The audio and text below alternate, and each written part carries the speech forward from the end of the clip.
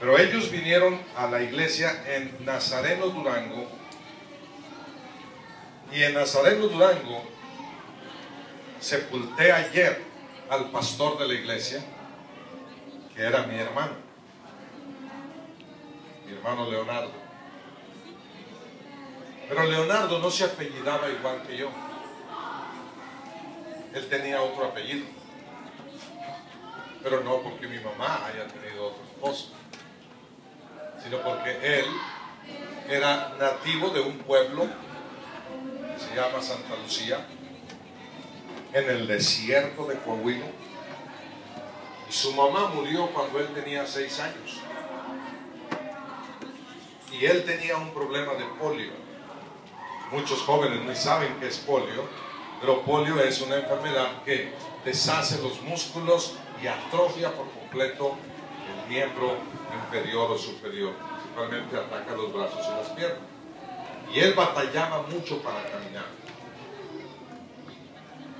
Siendo un huérfano, estaba en la calle, con hambre, frío, con calor cuando hacía calor. Y mi padre y mi madre dijeron: este niño necesita un hogar. No puede caminar, batalla para caminar, necesita quien le ayude a caminar. Y mis padres lo adoptaron, nunca cambiaron su nombre, pero él creció con nosotros, caminó con mi padre como si fuera su padre y le decía papá. Predicando en los ranchos, él aprendió a hacer la obra, estudiaba, era responsable, era más inteligente que yo. Fuimos a la escuela juntos. Cuando fuimos adultos, yo tenía mi profesión y él estaba estudiando para ser un abogado. Cuando papá murió, él se dirigió a nosotros y dijo: hijos, ¿y la obra de Dios?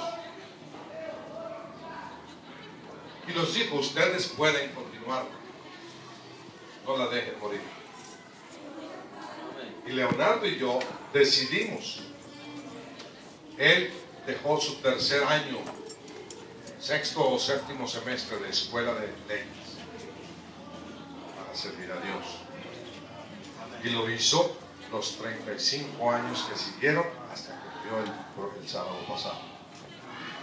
Yo ya estaba casado, tenía mi familia, tenía mi empleo y batallé para deshacerme de aquello, pero yo entendía que lo que yo necesitaba era caminar con Dios, hacer su obra lo mejor que yo pudiera, no siendo yo un gran predicador y no sabiendo nunca cómo hacer las cosas muy bien como lo hacen los grandes, pero había entendido que caminar con Dios es algo que cualquier hombre puede hacer, y de eso voy a hablar con ustedes esta mañana, si ustedes por favor me lo permiten.